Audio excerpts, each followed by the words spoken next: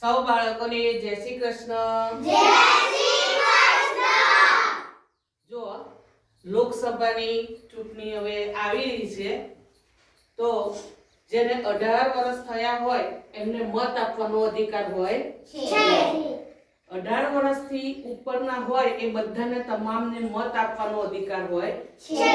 એટલે તમારા ઘરે કાકા હોય, ફોઈ હોય, પછી ભાઈ હોય, બહેન હોય, જેમની 18 વર્ષ ઉંમર થઈ ગઈ હોય તેઓને તમારા ઘરે જઈને કહેવાનું છે કે તમારે ફરજિયાત મતદાન કરવાનું છે.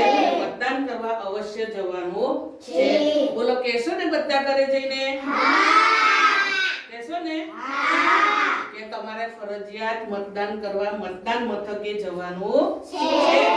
તો તમારે ઘરે જઈ અને ફળિયામાં પણ અને ઘરમાં પણ બધાને તમારે પ્રચાર કરવાનો છે.